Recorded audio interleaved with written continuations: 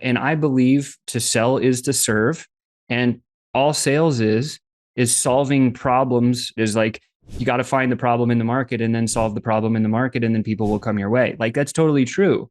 And if you do it with direct communication, it's faster, and pound for pound, you can get higher ticket. That's why people say, how do you close high ticket deals? Get on the phone with somebody. Welcome to another episode of Sales Funnel Radio. I'm very excited to have on an incredible guest here today, who I met years ago. I'm shocked. It's probably like 7 or 8 years ago. I mean, it's been a while now. It's been super fun. Been very inspiring for me. Someone definitely inspired me for my own journey and just going after it. And I don't know if I've told you that. I probably should have. But I'm a huge fan. I'm very, very grateful that he's here. Welcome to the show, Sean Malone. Thank you, Steve, so much.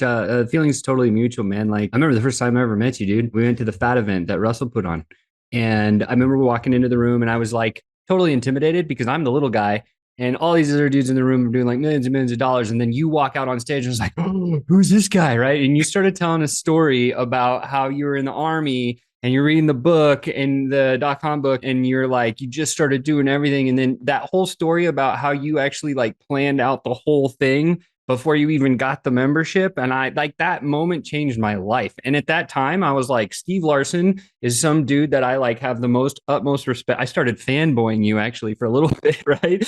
And then I was like, yo, I got to meet this guy. And that was, that was kind of my first memory of you. Yeah. That's awesome. That's awesome. Yeah, I yelled a lot more back then. I apologize to everyone's eardrums involved there. um, oh man, no, I'm excited to have you on here. And for everyone who's watching, listen now, like I am just crazy honored that Sean's actually going to be speaking at the Offer Launch event. You should go get your ticket, offerlaunch.com. Subtle and brazen plug right there. But I wanted to bring him on and tell you why. There's a really powerful thing that you and Chris Baden have co-created together, and that has just been mind-blowing. And I don't want to take the wind out of the sail with it and all that, but could you just tell people a little bit about like what you do, what you've created? Because I'm nervous to say it for you, because when I ask what your backstory is, there's so many angles of your backstory, whether it's like a professional golfer to a frisbee golf tour. I guess a lot of golf stuff, but then like electronics store person, and then top salesperson here, and top sales here. You've lived your life in sales, and it all, I feel like, has culminated to this thing you do now. That's very, very nebulous, what I just said there. Do you mind telling everyone kind of what you do and where it kind of came from? How far do you want me to go back, to the beginning or like halfway? Day one, you're born. Day one. No, not when I'm born. No, it's like there was in the womb. No, I'm just kidding.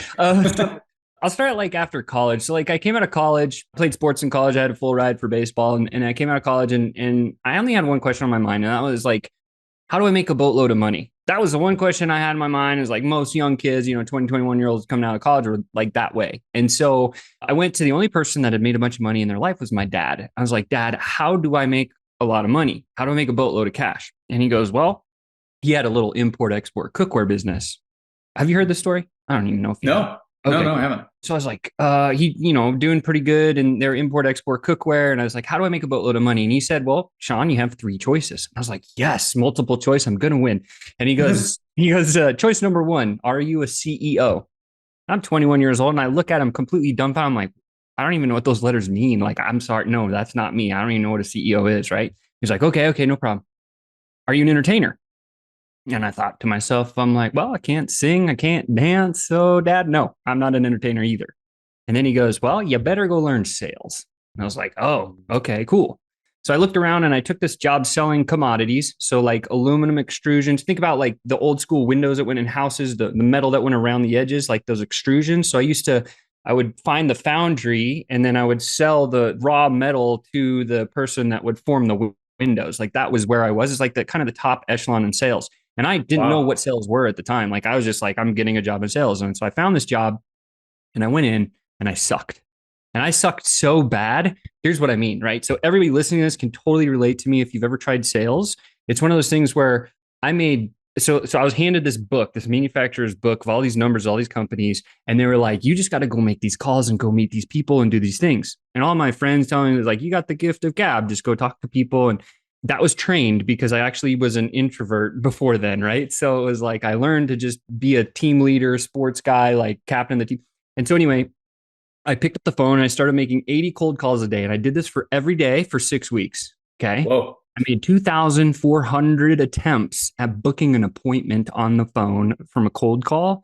How many appointments do you think I booked, Steve? For the sake of the story, one. Zero. Oh, really? Wow. Oh, struck out, Oh, dude. That was man. like, I That's was, tough. like how bad that feels. So if you've been Yeah. ever out there and you try to make a few sales calls, like try 2,400 and not even booking an appointment. Like that's where I was, right? Like I was really, really bad. And at the time, I was about to throw the white flag in. And I was like, Dad, the sales thing sucks. It's not for me. I want out. Like, what the hell? And he said, don't quit. Go to the library and read a book. I was like, fantastic. So there you go. I go to the library. I went to the sales section. I was like, I just saw the first one that came to my mind. It was like Tom Hopkins, How to Master the Art of Selling Stuff. In fact, I have the book right here. This is the original book that I bought. Look how old school that is, dude. What? That's awesome. That's awesome. So I got this book from Tom Hopkins and I read through it and I was like, oh my God, there's a formula to sales. And I'd always been pretty good at formulas in school. And so I was like, well, maybe I can just apply one of these formulas into my sales thing and it'll work. So I got renewed energy, renewed faith, and, big note for hiring a coach, reading a book, getting a mentor, doing that kind of thing. Like very powerful thing to do. If you haven't done that yet, hire Steve. That's what I'll say. So I had this little message I read out of the book and I'm like, I'm going to use this on my next sales call. So I get back on Monday morning, I go into the office, I pick up my phone. I was all excited. And I started dialing and I messed up the first one. So that one didn't work. The second call I picked up, I started dialing and I got to the point where I was going to deliver this little line to book the call. And the hair stands up on the back of my neck. The sweat beads start coming down my face. And I'm like, start shaking. And I'm like, blah, blah, blah, blah, and totally butchered the line. But the guy on the other end was cool enough. And he's like, Sean, just come on over. I know what you're trying to do. And I was like, yes, I booked an appointment. And I'm trying to keep my, composure. Don't do that, And I think of the phone. I started bouncing around my office and my boss came around. His name was Tim at the time. And he goes, you just closed a deal? And he was all excited. And I was like, no, I just booked an appointment. And he's like, oh, get out of here. Because it's been 6 weeks, no appointment. Right. And so, yeah, God rest his soul. God bless his soul. He's still alive, obviously. But and then I started doing that more and more. And I was able to start like getting into booking appointments. And then I would get in these sales conversations and I was like, blank. I didn't even know what to do, what to say, how to like close a deal. And at that point, I was like, wait a minute. Well, maybe if there's a formula for setting an appointment, maybe there's one for selling. And so I read more books and I hired another coach and I went through some other stuff. And I was like, oh, there's all these different selling systems. And so that moment of when I booked that first appointment completely changed or shifted the direction of my life. And this is how I got into sales, because it was like that moment in time. It was, I am dedicating my life to becoming a master communicator through the vocation of sales and the lost art of prospecting. That was what I chose when I was 21. Right. So communication through the high ticket sales, typically high ticket sales, and the lost art of prospecting was the thing.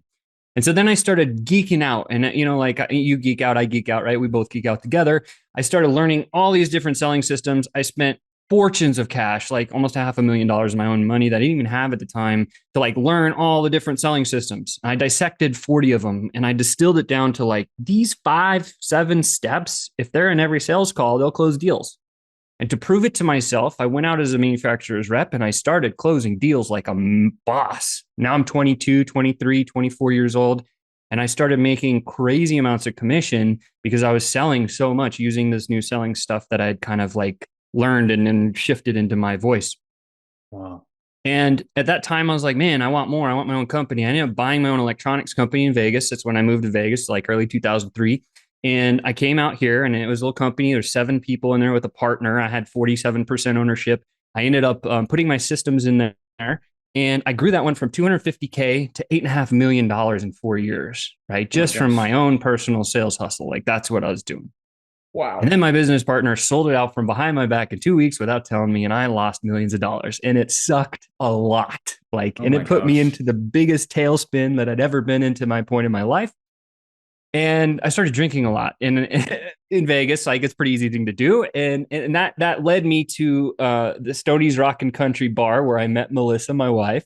And she saw me and we met at the bar and we went out and danced. And I was like, you're the most beautiful thing I've ever seen. And of course, it's like this lightning bolt of shining ray light just comes. I was like, oh.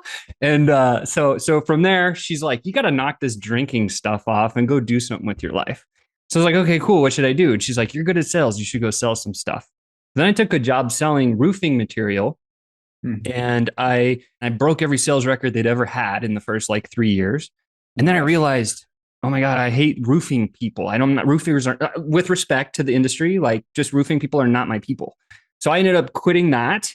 And then that led us into going online because I thought to myself, man, I want to spend more time with Melissa. She's running a dentist office. I'm out on the road selling. Like, how can I do this thing online? And that's where we found a network marketing. Actually, we saw a Facebook ad and it was this little dude walking across the beach with no shirt on. He's like, I just made all this money online. I'm like, of course, that's what I want to do. So I bought that, that back in the day, the ads or whatever, right? And we Yeah, go down the yeah. rabbit hole with the guy, and he ends up upselling me. It was a $99 thing, and then he upsold me a 10,500. I didn't even know what I was doing. I ended up just buying the thing. And I was like, well, I don't know marketing. And if this is what marketing is, I'll learn it. But if I do know sales and if this little marketing thing can bring eyeballs, I'll convert them. I know I will. Right. And so that led to just an explosion of results. This is how I met my business partner, Chris. Like I actually sold him. It was water ionization systems from a company out of Japan, right? Called Enagic. Wow. Melissa and I and Chris ended up breaking all their sales records. We got on the cover of their magazine and doing all this other stuff.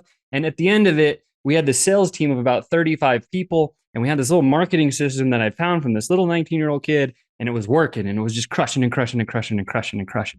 And this led me into, funnels. Oh my God, Russell Brunson is the name. And then obviously you fast forward to meeting Steve. And I realized at the time, I was like, man, we need these funnels. We need this stuff. But then the business burned me out. We had about like not anywhere near super status online, but we had about 500,000 people following us around. And we had this little, the system. And they said, Sean, Melissa, Chris, you need a software because your software sucks, or the software that we were using sucks. And I was like, well, it's not our software. It's this other little kid.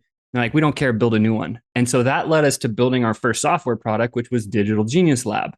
And so that software, what it did is it taught paid ads to cold traffic, which is like the worst thing you can do to start. It had done for you funnels, it had emails, and then I had my sales team of 35 people behind it. So all the affiliate had to do was drive traffic to the front end landing page. And then the system that we built would take care of the rest. And so now I'm a software business owner and I'm this little micro influencer is what I'd call it. And over the course, this is right where I met you, Steve, and going down through the FAT event and doing that kind of thing. I completely burned out. Completely, dude, because I was working like 20 plus hours a day, doing software, doing like network marketing stuff. And I almost killed myself. I was actually coming to a different Russell Brunson event and I saw a tree and I almost plowed into the tree just to say, you know what, I just can't deal with this anymore. And it took a lot of gusto and cojones to get in front of that group at the inner circle in Russell's war room and share my journey. And at that point, like I had everyone cheering and then crying and then cheering. And it was like, yeah, launch and then not. And then like, how do we do this? And like, it was hectic. And so then at the end, Russell goes, you need to kill your baby. And so that led us to saying like, oh my God, I've never killed a baby before. This business is printing cash. We did $1 million in our first 10 months. That's why we got the award. On the back end, we did over 10 million. It was like $12 million in sales. But he said, kill the baby. So of course, being coachable, we said, okay, great. We ended up selling the company. It took us about a year. We got it sold. And then we're like, what do we do? And Russell and Alex Sharfin said, what are you good at? And we said, sales. And he said, all these entrepreneurs suck at sales. You should go help them. We're like, okay, yes, that's something we can do. We ended up interviewing about 40 people that we would love to work with. 5 of them said, Sean, we're not putting the phone down until we have a deal put together.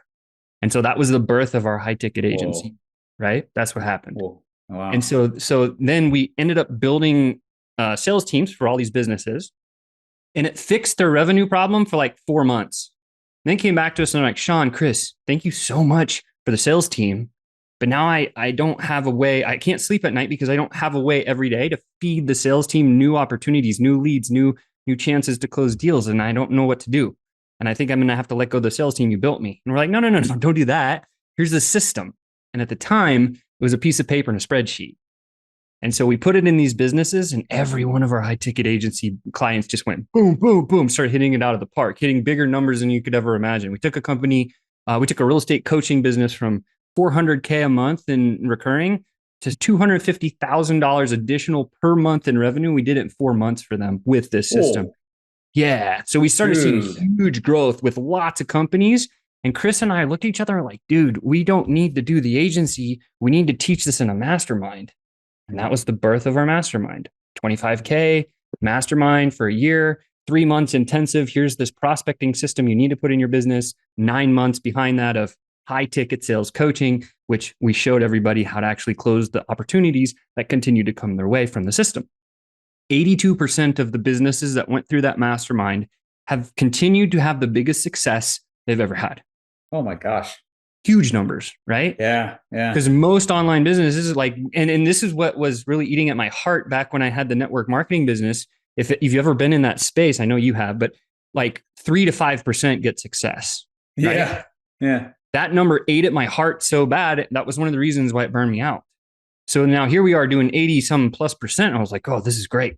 And then, so then it was like, they all came back to us after a little while and they're like, Sean, this is such an archaic system. And we're like, oh man, maybe we should build a software. And right at that time, our messaging through the DMs, because we love to sell through the DMs, ran into our now CTO, Bruno. Bruno said, hey, I've got this tech. And we're like, well, let's see it. So we looked at the tech, and you had to be a programmer to run it. But it was kind of doing some of the same stuff that we were doing. And we're like, whoa, like we should partner because you have no clients and you don't know how to sell. We know how to sell, but we don't have the tech. Like, this is a perfect marriage. The birth of FlowChat about 2 years ago. That's so cool. That's the full history. And then from there, we actually shut down the mastermind, the agency shut down, and we just went full bore into the software because hundreds and hundreds of people just start using it and crushing with it. And it's continued to morph and grow and do things that just keep me excited on the day to day. So yeah, that's where I'm at. This is what my notes look like from that story. Full page. And it's just all these, it's all these arrows driving down. And then on the one side I wrote, Sean Malone is the most interesting man. Oh, dude, what a cool, what an amazing journey to get to that spot. I think I knew maybe 30% of that. I didn't realize all those other back pieces with it.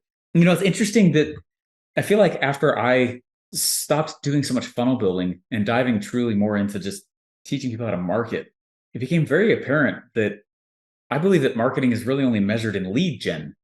And that's not to say that there's no advantage to putting out a video that gets a lot of likes, you know, but truly sometimes that's just the awareness. What we really care about is leads.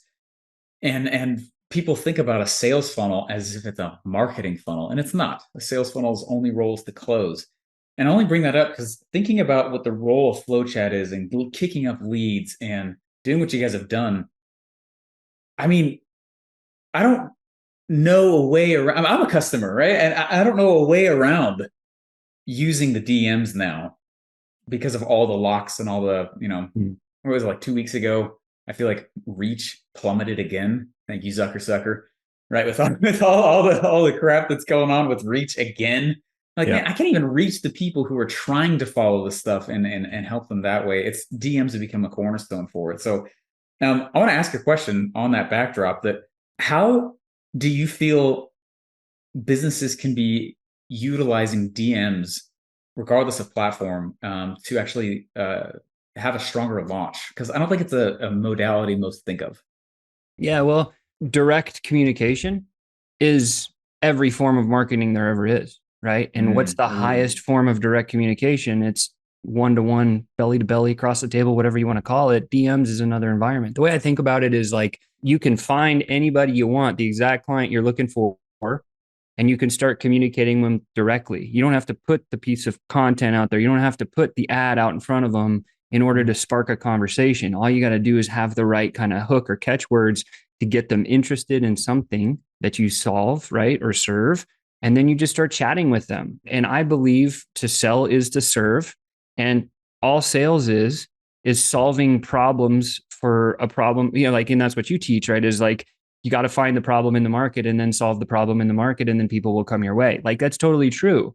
And if you do it with direct communication, it's faster, and pound for pound, you can get higher ticket. That's why people say, how do you close high ticket deals? Get on the phone with somebody. Oh, I don't want to sell. Well, then you should learn a system to sell, because if you knew a system, you probably wouldn't have a fear to get on the call with somebody. And so DMs are exactly the same. There's a structure, there's an infrastructure, there's words that you can say, there's 5 parts of a DM conversation that you have to have every single time. I'm happy to go through them with you if you want. Number 1, get engagement. That's it. Number 2, you have to transition from engagement into a business problem conversation. So get engagement, transition. Number three, you have to do an invite. And when I say an invite, don't drop a link. I'm saying ask a question. Hey, would you be up for jumping on a call? That's a great question invite. And then when they say yes, now you do the call to action, which is step number four, which is, okay, great. Here's my link, book a time. That's the call to action. And then the last one is a clear future. If you have those 5 pieces in every DM conversation, you'll win 100% of the time. I've proved it in so many different businesses across industries, from B2G, B2C, B2B, all of it, right? If you're launching something and you're trying to get people into a launch, this is a perfect opportunity to get a ticket sold, or it's to get, free admission, or get in my Facebook group, or, downloads on your podcast, or grow a YouTube channel, or whatever it is. Like, if you put those 5 pieces in the right infrastructure in the order, you can get anything to happen. And so that's on the front end, right? And the beauty of social media DMs is it's not cold, right? What I mean by that is, let's say you went to a Zoom Info or Seamless or D7 or whatever, and you can go in and you can type in a filter set, LinkedIn Sales Navigator, another example. And you say, I want this title, this business size, this, and it pops you a list. Well, if you pick up the phone and start calling them people, that's cold. But if you put a piece of content out there about your new launch that you're doing, and somebody raises their hand by liking it or commenting on it, that person is almost an inbound lead, and that conversation is not cold. So now when you start DMing those people, they have a chance to go to that second layer and look at your profile. Is this person real? They're not a bot, are they? Like, nah, right? And then you can start those 5 pieces of the conversation and you can get the thing done, right? And it's even better after a launch too. Like, right? People register for the launch and you got all these people. And now guess what? Money is in the follow-up. You've heard that 10 million times. I know you have, whoever's listening. And that's all it is. DMs are one of the fastest, easiest forms of follow-up on earth. Powerful, man. So powerful. I remember it's probably about 5 years ago was the first time I heard people truly using consistent DMs. But there was no real tool around it. And the way that I saw people managing DMing a lot of people was very similar to how you'd see like a phone call center manage a pipeline, and putting together like that flow. All right, here's the cold leads. I've reached out to these ones, and like those different stages. And, I was shocked, blown away as soon as I logged into FlowChat the first time. And I was like, that's exactly what we've been needing.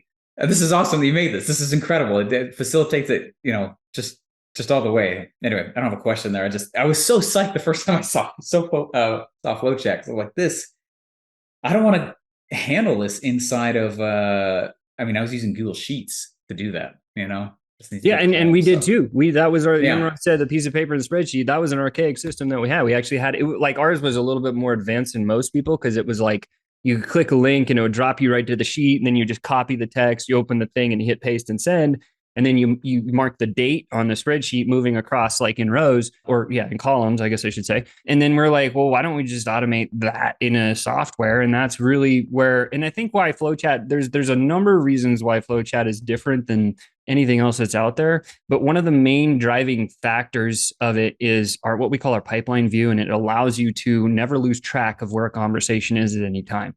Right. And that's the beauty of it, right? Because a lot of people that get, if you're a Steve Larson and you're getting millions of people that like and comment on your stuff, well, there's so much opportunity there. If you don't have a way to like manage that incoming stuff and then like sort them out, you're losing opportunity. You're missing millions of dollars on the table. And so, or if you're new, then it's like, great. You don't even need the inbound. You can, with FlowChat, one click, import like an entire Facebook group of people, like whatever you need to actually get the job done. And that's the beauty of it. Yeah. It's interesting you bring that up too, because I've been trying to help people realize that people put the cart before the horse when it comes to launching and lists. They're like, I need a list in order to launch. And it's like, truly, you create the list during the launch. Yes. That's where you're aggregating the people in the middle of the launch. You don't build a list beforehand. Of course, it's helpful if you have one, but the first time you never have one, and you get a list from launching.